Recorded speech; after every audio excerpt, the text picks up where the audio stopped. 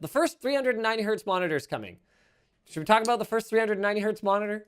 Sure, let's All right, do hit it. me. What are the deets? Hit me with the Not that deets. you're going to be able to buy a graphics card that can run it, but the Acer Nitro XV2 is a 360 hertz IPS panel that can overclock to a whopping 390 hertz. It's 1080p, but fast as heck, and it's 24.5 inches. It has a 0.5 to 1 ms response time, and its rumored price is to be $730 US.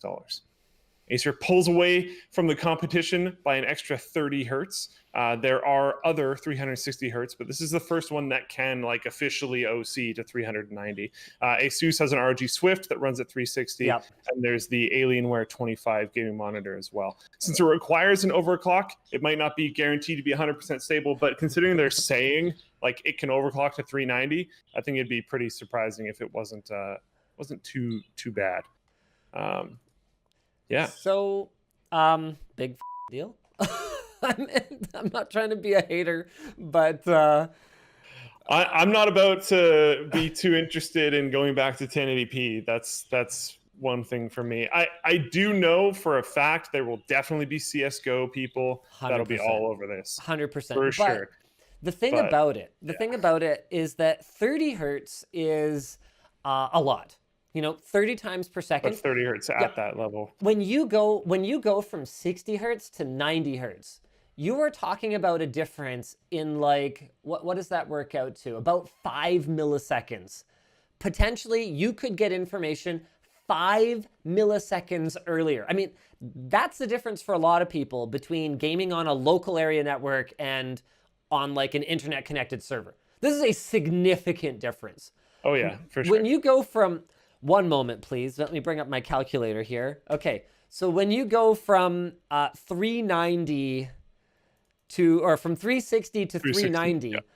It is an 8% improvement, which by the time you're at 360, so hold on one moment please, let's take 1 second divided by 360, so that is about 2.7 milliseconds per frame. I think I'm doing the math right here.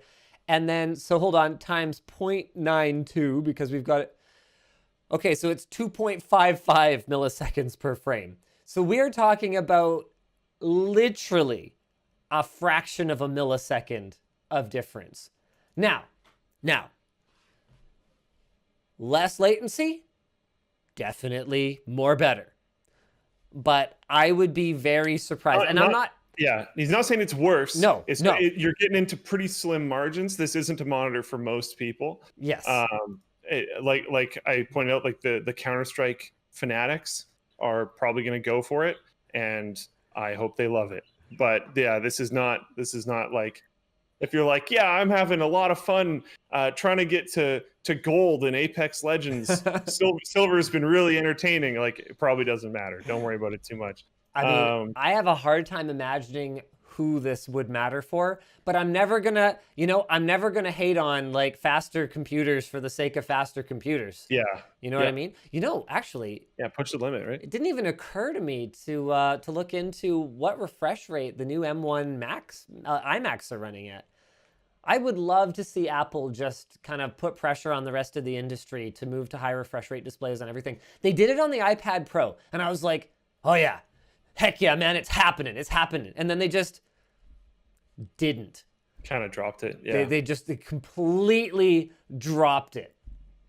iPhone, Mac, everything. They're like, yeah, that was pretty cool. We got a lot of really great feedback for the hyper responsiveness of this display. Put that in my back pocket. Think about it. Consider Maybe pull that out one day when we need some good sentiment. We'll leave it for now. A few years from now, we'll talk about it. Yeah. Yeah, Youssef says we're at diminishing returns at 360 hertz. Oh, 100%. I mean, quite notably, yeah. 360 hertz does feel significantly smoother, I would say. I would say that's where I expect to see the biggest difference going forward. Not in terms of responsiveness anymore, but in terms of animation smoothness. Because you got to remember, your eyes don't see in frames per second. That question of how many FPS does the eye see? It's not correct. The way the eye sees is not like that. The pink goo that lives behind them doesn't process in frames. It actually can do so much. The fact that we can display content in frames per second and see it as smooth is because of the magic goo. So the way that we see is actually dependent on what we're looking at. For example, we are far more sensitive to motion, for example, in our Yeah. peripheral vision compared to things that are stationary. That's not something that you can express as frames per second. So my expectation is that, especially as we move to OLED displays and as refresh rates get to the 500 hertz or 1000 hertz range, is we're going to see a difference in our ability to track an opponent or track a target based on the clarity of the image and the smoothness of the animation, Yeah. as opposed to it actually being about getting a competitive edge by seeing your opponent or seeing the information before your opponent does.